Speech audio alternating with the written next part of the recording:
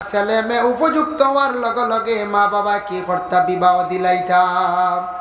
ছেলে বালি হইল বিবাহ দেওয়া যার না, কারণ ছেলে যদি নিজের আইন কাম করা, নিজের ব্যবসা বাণিজ্য বা নিজের ফায়ে যদি দাঁড়াইতে পারেন না, জলদি বিবাহ কেউ দিবনি, কেউ মেয়ে বালা পরিবার কেউ মেয়ে দিবনি। জিজ্ঞাসা করবা ছেলে কি করে, বলে আমার ছেলে দোকানদারি করে। যাক মোটামুটি ঠিক আছে।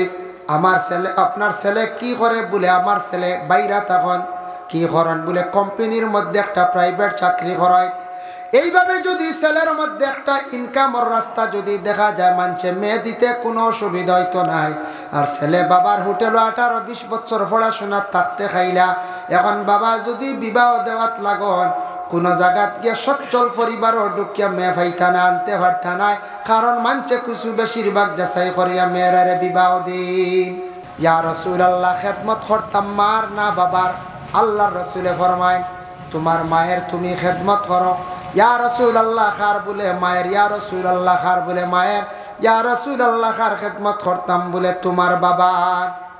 ইয়া রাসূলুল্লাহ, জানতে চাই 3 বার কইলা মায়ের কথা, একবার কইছেন আপনি বাবার কথা। বুঝলাম না, নবীজি ফরমান মায়ের গুণ হইল গিয়া 3টা, আর বাবার গুণ হইয়া থাকছে গিয়ে একটা। মায়ের জীবনে আওলাদের জন্য বেশি কষ্ট করছ, এর লাগি মায়ের গুণ বেশ। আর বাবা জীবনে আওলাদর লাগি হয়তো খাওয়াইছন, লালন পালন করছন, কষ্ট করছন, কিন্তু বাবায় কোনোদিন সন্তানরে পেটের মধ্যে লইছেন না। 9 মাস 10 দিন, 10 মাস 10 দিন পেটে ধারণ লইছেন না। সন্তানরে কোনোদিন আপনার পরিষ্কার করা তো তেমন গেছেন না। যদিও গেছেন 1-2 দিন মাঝে মধ্যে ধরা বান্ধার সাধ্য করছন, তবে দায়মি হিসাবে সন্তানরে বাবায় আকুল লইছেন না, তার স্তনের দুধ খাবাই তাইলা কোনো ব্যবস্থাও নাই। এর জন্য বেশি গুণ হইল হার মা। মুস্তাজাবুদ দাওয়া, 3 গুণের দোয়া হইল গিয়া কবুল। 3 গুণের মধ্যে 1 গুণ হইল গিয়া মজলুম ব্যক্তি। মজলুম ব্যক্তি ও ব্যক্তির এখন কোনো মানুষে যদি একজন মানুষের উপর যদি জুলুম করিয়া থাকে, জুলুম করলে মজলুম ব্যক্তি যখন খান দিয়া দোয়া করব, সেই দোয়ারে আল্লাহ পাক রব্বুল আলামিনে ঘুরাইয়া দেন না। মজলুম কারে কয়? একজনে জুলুম করছেন, টেকা নিয়া হোক, হাত দিয়া হোক, ফাও দিয়া হোক, যে কোনো প্রকারে মানুষের উপর জুলুম করা, যেটা অন্যায়ভাবে জুলুম করা। এই জুলুম করার পরে যার উপরে জুলুম করা হয়েছে, এই ব্যক্তি যখন খান দিব, এই সময় দোয়া যেটা করবো, ই দোয়া আল্লাহ ঘুরাইয়া দেন না, তার দোয়া আল্লাহ বড় জলদি কবুল করে। এর লাগি জুলুমটা কি আমরা বাঁচিতাম। আল্লাহ কোরআন ঘোষণা করেন ইন্নাল্লাহা লা ইউহিব্বুজ জালিমিন, আমি আল্লাহর যাতে জালিম যারা জুলুম করনেওয়ালা, এর আর আমি আল্লাহ মহব্বত করি না, মানে পছন্দ করি না, আমি ভালো পাই না। যার জন্য 2 নম্বর মুসাফিরি হালত দোয়া। সফরের উদ্দেশ্যে রওনা দিছেন 3 দিন 7 দিন 10 দিন 15 দিন মুসাফিরি হালত, মুসাফিরের দোয়ারে আল্লাহ ঘুরাইয়া দেন না। 3 নম্বর দোয়া থাকছে গিয়া মা এবং বাবায়। মা বাবায় আওলাদের জন্য কি করতা, বলে দোয়া করতাম।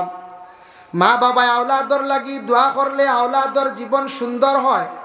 মা বাবায় আওলাদর লাগি দোয়া করতায়, আল্লাহ আমার আওলাদ দিছ, হায়াত বাড়াইয়া দেও, আওলাদর রিজেক বাড়াইয়া দেও, আওলাদ গুনতা নেক বানাইয়া দেও, আদবওয়ালা চরিত্র বানা আওলাদ বানাইয়া দেও। আল্লাহ জীবনে আওলাদ দিছ, লাখ কোটি শুকরিয়া। আওলাদর কারণে জমিনও আমদারে শর্মিন্দা খান্তা করিও না। এইভাবে মা বাবায় আওলাদর হক কি করতা, বলে ধর হামেশা দোয়া করতাম। মায়ে দোয়া করলে কি হয়? মায়ের দোয়া আল্লাহ কবুল করে। মা বাবা যে 2জন সম্পর্কে রাসূলুল্লাহ ফরমায় হুমা জান্নাতুকা ওয়া নারুকা, মা বাবা তোমাদের জান্নাত আর তোমাদের জাহান্নাম। ইয়া রাসূলুল্লাহ, এর অর্থটা কি? বুঝলাম না। নবীজি ফরমায় যারা জীবনে মা বাবারে সন্তুষ্ট রাখতে পারবায়, মা বাবার মন জয় করতে পারবায়, মা বাবার খেদমত করিয়া জীবন তোমার কাটাইতে পারবায়, বান্দারে তুমি জান্নাতি হইবাই, তুমি জান্নাত লাভ করতে পারবাই। আর বিশেষ করিয়া যদি জানি সন্তানের জন্য মা বাবায় বেশি চিন্তা করেন, সন্তান পাওয়ার সঙ্গে সঙ্গে এখন একটা সন্তান যেই সময় মা বাবায় জীবনে পাইলিলা, ফাইতে সময় সন্তান জন্মগ্রহণ করার পরে দেখবা বাচ্চাটা জিন্নাত দিয়ে খান দিয়া উঠি। বাচ্চা খান্দে নানি? বাচ্চা খুব বেশি খান্দে। দেখুন বাচ্চা কোন কারণে বেশি খান্দে? রাসূলুল্লাহর হাদিস, মা মিন বানি আদমা মাউলুদুন ইল্লা ইয়ামুসুহু শাইতান হিনা ইউলাদু ফায়াস্তাহিল্লু সারিকাম মিন মাসিশ শাইতান গায়রা মারইয়ামা ওয়া ইবনিহা। আল্লাহর রাসূলে ফরমায়েন প্রত্যেক আদমের ঘরে যখন সন্তান জন্মগ্রহণ করে, সন্তান জন্মের পরে শয়তানে সইয়া থাকে, শয়তানে কি করে স্পর্শ করিয়া থাকে, কিন্তু মার দোয়ার বরকতে দুইজন ডে শয়তানে সইতে পারছে না। গায়রা মারইয়ামা ওয়া ইবনিহা, হযরতে মরিয়ম আর তার ছেলে ঈসা রূহুল্লাহর শয়তানে সইতে পারছে না বলে হযরতে মরিয়মর মা হান্না বিনতে ফাকুজে কি দোয়া করলা। হান্না বিনতে ফাকুজের পেটে যখন সন্তান আসলো তাই আল্লাহর কাছে দোয়া করলা, ইন্নী উইযুহা বিকা ওয়া যুররিয়াতাহা মিনাশ শাইতানির রাজিম। আয় আল্লাহ, আপনার কাছে আমি পানা চাইয়া আমার পেট সন্তান জন্মর পরে যাতে শয়তানের ওয়াসওয়াস থেকে আপনি হেফাজতে রাখিও। মায়ের দোয়া কবুল হয়ে গেছে গিয়া, মার দোয়ার বরকতে শয়তানে সইতে পারছে না। মরিয়মের জন্ম হইল, মরিয়ম রে শয়তানে সইতে পারছে না বাবা। মরিয়মের ঘরে ঈসা রূহুল্লাহর জন্ম হইছে, শয়তানে সইতে পারছে না। এর জন্য আল্লাহর বান্দাগান প্রত্যেক সন্তানাদি জন্মগ্রহণ করার পরে শয়তানে সইয়া থাকে। আরেকটা জিনিস জানিয়া রাখবা, আল্লামা সাহেব কিবলা ফুলতলি রহমতুল্লাহি তাআলা আলাইহি উপমহাদেশের মধ্যে একজন বিখ্যাত আল্লাহর ওয়ালি। তার একটা নসিহত আমি শুনছি, তবে কোন কিতাব তাকি কইছ না আমার জানা নাই। শুনতি যেহেতু একজন ওলি আসলা, বড় ধরনের আলিম আসলা, তাই কইছেন সন্তান জন্মগ্রহণ করার পরে সাহেব কিবলা ফুলতলি কইছেন যে বাচ্চা বেশি খান দিব, যে বাচ্চাটা খান দিব জানি ওইগুর হায়াত বাড়িব, ওইগু বাঁচিব বেশ। আর যে বাচ্চা একবারে খান দিত নাই, একবারে বেম অবস্থায় থাকবো, এগু বেশ বাঁচিত না, এগু বেশি বেমারি থাকবো। এগু দেখছি আসো পরীক্ষা করি পাওয়া যায়, কোনো কোনো জায়গা দেখতা বেম বাচ্চাই তখন নানি বেম তালি লাগায়, ইটা খালি বেমার আজার দেখা যায়। তার লড়ই না চড়ই না জলদি আটইন না, ওলা নানি ওলা কোনো কোনো জায়গা পাওয়া যায় মাঝে মধ্যে।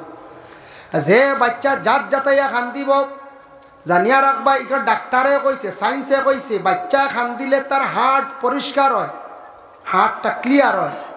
বাচ্চারা খান দিত, তবে অধিক যদি বাচ্চা বেশি বা বেশিরভাগ যদি খান দিয়া থাকে, জানিয়া রাখবা আল্লাহর বন্দেগান সন্তানে সন্ধ্যার বেলা যদি খান দেয়, তবে জানিয়া রাখবা সন্ধ্যার বেলা বাচ্চা খান দিলে জানিয়া রাখবা শয়তানে বাচ্চারে কোনটা মারি চলায়, মার নমাজ কজা করাইতো, বড় মানুষের নমাজ উমাজ নষ্ট করতো। এর লাগে সন্ধ্যার বেলা দেখবা ছোট ছোট বাচ্চাদের খুব বেশি খান্দন নানি বলছে।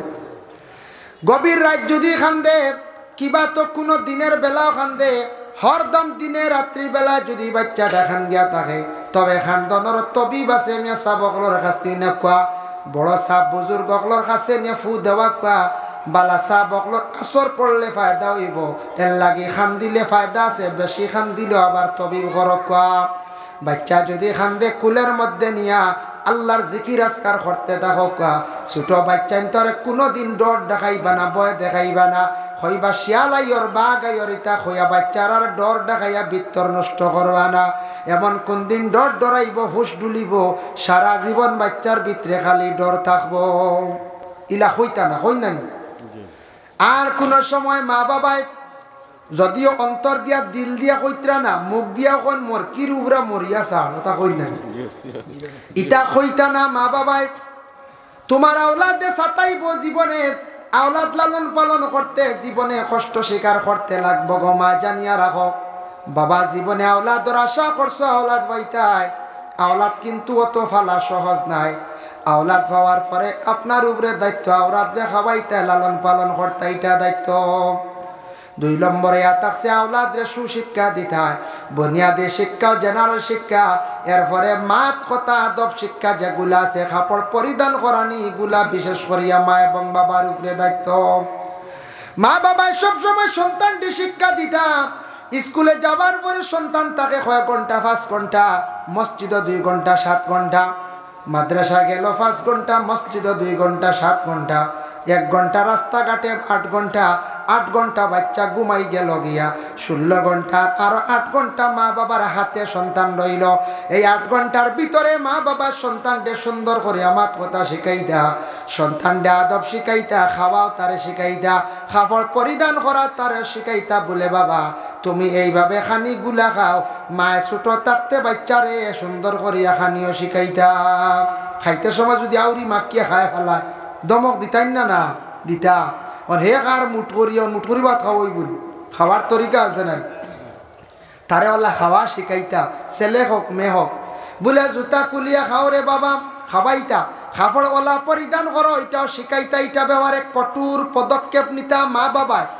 সন্তানকে ছোট থাকতে যদি এইভাবে সুন্দর করিয়া মাতিয়া যদি গড়িয়া তুলতা পারেন, জীবনে সেই সন্তানের কারণে মা বাবা সুখী হইবা। আর ছোটবেলা খালি যদি খাওয়ান আর আওলাদ ভালোন আর আওলাদরে কোনো সুশিক্ষা দিয়া গড়িয়া তুলন না, মা বাবা জীবনে সেই সন্তানের কারণে খালি খান দিবা। ছোটবেলা হস পাইলিব, বড় ইয়াল্লে মা বাবারে পরোয়া করতো না, তার থনাই বাড়ি যাইব। এর লাগি তার যেটা ইচ্ছা সেটা করব, মা বাপরে পরোয়া করতো না, আর মা বাবা সারা জীবন খান দিবা। মেয়ে সন্তান কিছু বড় হয়ে গেছে, মা বাবায় পর্দা শিখাবা। ছেলে কিছু বড় হয়ে গেছে, রাস্তাঘাটের সময় কোন জায়গা খাটার এটা মা বাবায় খোঁজ লইতা। মা যদি গড় তখন বেশি ফাটতা না, বাবা খবর লক্কা। আর মা গড়ে সন্তান মেয়ে সন্তানের খোঁজ খবর লক্কা, গড়ের খাস শিখাবা। এর জন্য আল্লাহর বন্দেগান, যার জন্য রাসূলুল্লাহ সাল্লাল্লাহু আলাইহি ওয়াসাল্লামের মায়ের উম্মত হল একটু লক্ষ্য করকা। সন্তানদের শিক্ষা দিয়া গড়িয়া তুলতা মা বাবা এটা হইয়া থাকছে গিয়া দায়িত্ব। আর শিক্ষা শিক্ষিত বানাইতা এটা হইয়া থাকছে গিয়া মা বাবার উপরে দায়িত্ব। আর ছেলে মেয়ে উপযুক্ত হওয়ার লগে লগে মা বাবা কি করতা, বিবাহ দিলাইতা। এখন মেয়ে উপযুক্ত হইলে অবশ্য বিবাহ দেওয়া মানে ছেলে খালি বালি হয়ে গেছেন বিবাহ দিলাইতা না।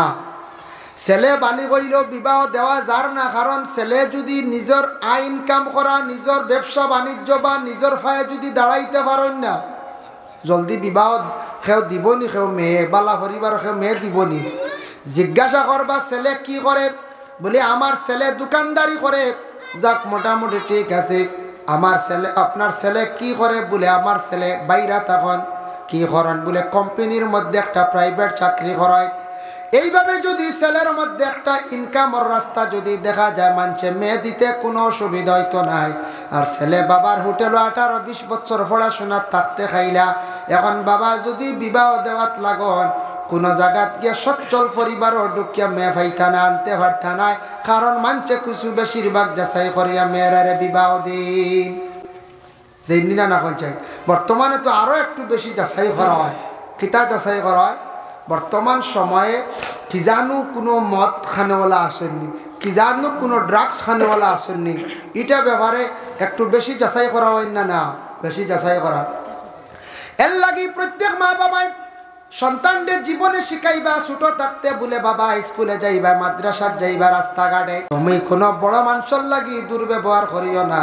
প্রতিবেশী হিন্দু মানুষ আসন, হিন্দু মানুষের লাগি লাগালাগি করিও না, দুর্ব্যবহার করিও না। কারণ ইলা নসিহত যদি করেন না, সন্তানে অন্য জাতির মানুষের লাগে খারাপ ব্যবহার করব। আল্লাহর রাসূল এইভাবে যত দুশ্মনী করছেন, বিরোধিতা করছেন, তবুও আমার নবীর তাকি অন্য কোনো জাতির মানুষে কষ্ট পাইছে না, অন্য জাতির মানুষে কষ্ট পাইছে না। এর লাগিয়া রাসূলুল্লাহ সাল্লাল্লাহু আলাইহি ওয়াসাল্লামে ফরমায় যে যদিও সে অন্য জাতি অন্য ধর্মের মানুষ, তাহলে সে একজন মানুষ, তার লগে ব্যবহারটা হইতো, তার লাগি ব্যবহার সুন্দর হইতো। সেই আচরণ, সেই আকলাক, সেই ব্যবহার ছিল কার, বলে আমার নবী। যাই হোক, এর লাগি বিশেষ করিয়া দেখুন জানিস, মা বাবায় কোনোদিন ইলাকেও বাচ্চান তোর এইলা গালিয়াইবা না। আখতা আল্লাহ কবুল করিলে দিল দি যদিও গালি দিছেন না, তবে মুখ দি কইছেন যদি কবুল হয়ে যায়। মরিয়া ছাড়ো ইতা কইতা না, অগু বিষ খাইয়া মরো ইতা কইতা না, তুলবা মরি যাইস ইবা আইস না ইতা কইতা না। ইলা যদি মা বাবায় কইয়া থাকো, মা বাবার মুখর যদি ভাষা যদি এত বেশি অশ্লীল খারাপ যদি হইয়া থাকে, সন্তানের ভাষাও জীবনে ওলা খারাপ হইব। সন্তানে মা বাবার কাছে আদর পাইতো, আর শাস্তি দিলে আর শাস্তি দিতা, তবে কঠোর ভাষা দিয়ে গালি গালাজও করতায় না। আল্লাহর বন্দেগান, যার জন্য সন্তানদের সুন্দর করিয়া মাতাইয়া যে কোনো শিক্ষা প্রতিষ্ঠান হোক, শিক্ষা প্রতিষ্ঠান এইভাবে আমরা সন্তানাদিরে পড়াইতে সময় বড় বড় গালি দিতাম, দেওয়াত আমরা যাইতাম না, তার লাইনে তারে বুঝাইতাম, পড়াশোনা করাইতাম। যদি তার বুঝো পড়ে পড়িব, বুঝো পড়ে না তারে বলে আমরা গালিয়া এমনি লাইন আনা অসম্ভব হইয়া দাঁড়াইব। তবে মা বাবায় দোয়া করুক। একদিন আল্লাহর রাসূল সাল্লাল্লাহু আলাইহি ওয়াসাল্লামের কাছে সাহাবায়ে কেরামের মধ্যে একজনে প্রশ্ন করেন, ইয়া রাসূলুল্লাহ, খেদমত করতাম মার না বাবার? আল্লাহর রাসূলে ফরমায়, তোমার মায়ের তুমি খেদমত করো। ইয়া রাসূলুল্লাহ, খার বলে মায়ের। ইয়া রাসূলুল্লাহ, খার বলে মায়ের। ইয়া রাসূলুল্লাহ, খার খেদমত করতাম বলে তোমার বাবার। ইয়া রাসূলুল্লাহ, জানতে চাই তিনবার কইলা মায়ের কথা, একবার কইছেন আপনি বাবার কথা। বুঝলাম না নবীজি ফরমান মায়ের গুণ হইল গিয়া তিনটা, আর বাবার গুণ হইয়া থাকছে গিয়ে একটা। মায়ের জীবনে আওলাদের জন্য বেশি কষ্ট করছেন, এর লাগি মায়ের গুণ বেশ। আর বাবা জীবনে আওলাদর লাগি হয়তো খাওয়াইছেন, লালন পালন করছেন, কষ্ট করছেন, কিন্তু বাবায় কোনোদিন সন্তানরে পেটের মধ্যে লইছেন না। 9 মাস 10 দিন, 10 মাস 10 দিন পেটে ধারণ লইছেন না। সন্তানরে কোনোদিন আপনার পরিষ্কার করা তো তেমন গেছেন না। যদিও গেছেন 1-2 দিন মাঝে মধ্যে ধরা বান্ধার সাধ্য করছেন, তবে দায়মি হিসাবে সন্তানরে বাবায় আকুল লইছেন না। তার স্তনের দুধ খাবাই তাইলা কোনো ব্যবস্থাও নাই। এর জন্য বেশি গুণ হইল হার মা। মুস্তাজাবুদ দাওয়া, 3 গুণের দোয়া হইল গিয়া কবুল। 3 গুণের মধ্যে 1 গুণ হইল গিয়া মজলুম ব্যক্তি। মজলুম ব্যক্তি ও ব্যক্তির এখন কোনো মানুষের যদি একজন মানুষের উপর যদি জুলুম করিয়া থাকে, জুলুম করলে মজলুম ব্যক্তি যখন খান দিয়া দোয়া করব, সেই দোয়ারে আল্লাহ পাক রব্বুল আলামিনে ঘুরাইয়া দেন না। মজলুম কারে কয়? একজনে জুলুম করছেন, টেকা নিয়া হোক, হাত দিয়া হোক, ফাও দিয়া হোক, যে কোনো প্রকারে মানুষের উপর জুলুম করা, যেটা অন্যায়ভাবে জুলুম করা। এই জুলুম করার পরে যার উপরে জুলুম করা হয়েছে, এই ব্যক্তি যখন খান দিব, এই সময় দোয়া যেটা করবো, ই দোয়া আল্লাহ ঘুরাইয়া দেন না, তার দোয়া আল্লাহ বড় জলদি কবুল করে। এর লাগি জুলুমটা কি আমরা বাঁচিতাম। আল্লাহ কোরআন ঘোষণা করেন, ইন্নাল্লাহা লা ইউহিব্বুজ জালিমিন, আমি আল্লাহর যাতে জালিম যারা জুলুম করনেওয়ালা, এর আর আমি আল্লাহ মহব্বত করি না, মানে পছন্দ করি না, আমি ভালো পাই না। যার জন্য 2 নম্বর মুসাফিরি হালত দোয়া। সফরের উদ্দেশ্যে রওনা দিছেন 3 দিন, 7 দিন, 10 দিন, 15 দিন মুসাফিরি হালত। মুসাফিরের দোয়ারে আল্লাহ ঘুরাইয়া দেন না। 3 নম্বর দোয়া থাকছে গিয়া মা এবং বাবায়। মা বাবায় আওলাদের জন্য কি করতা বলে দোয়া করতাম। মা বাবায় আওলাদর লাগি দোয়া করলে আওলাদর জীবন সুন্দর হয়। মা বাবায় আওলাদর লাগি দোয়া করতায়, আল্লাহ আমার আওলাদ দিছ, হায়াত বাড়াইয়া দেও, আওলাদর রিজেক বাড়াইয়া দেও, আওলাদ গুনতা নেক বানাইয়া দেও, আদবওয়ালা চরিত্র বানা আওলাদ বানাইয়া দেও। আল্লাহ জীবনে আওলাদ দিছ, লাখ কোটি শুকরিয়া। আওলাদর কারণে জমিনও আমদারে শর্মিন্দা খান্তা করিও না। এইভাবে মা বাবায় আওলাদর হক কি করতা বলে হর হামেশা দোয়া করতাম। মায়ে দোয়া করলে কি হয়? মায়ের দোয়া আল্লাহ কবুল করে। মা বাবা যে দুইজন সম্পর্কে রাসূলুল্লাহ ফরমায়, হুমা জান্নাতুকা ওয়া নারুকা, মা বাবা তোমাদের জান্নাত আর তোমাদের জাহান্নাম।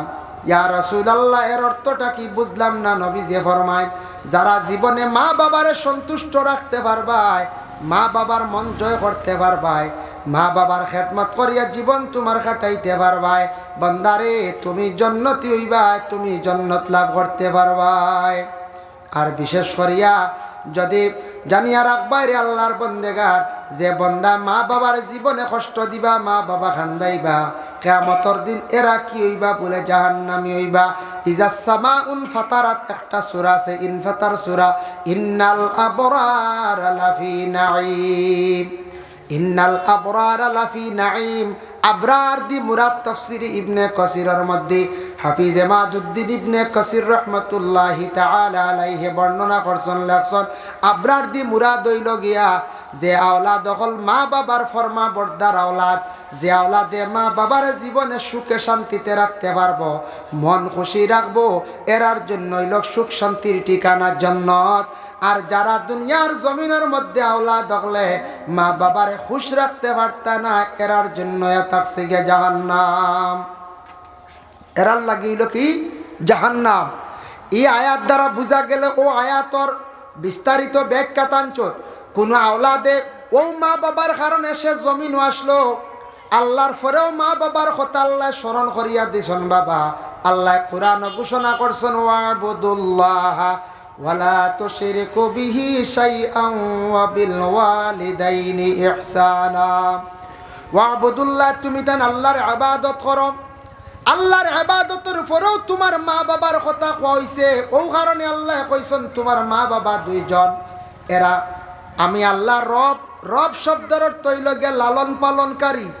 আর তোমাদের মা বাবা যে দুইজন, এই দুইজনের লালন পালনকারী, এরা তোমার লালন পালন করছেন।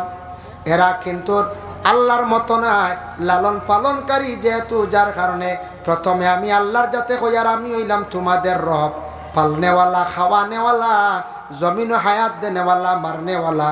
আর তোমার মা বাবা যে দুইজন, এরা জীবনে বড় কষ্ট করিয়া তোমাদের লালন পালন করছেন।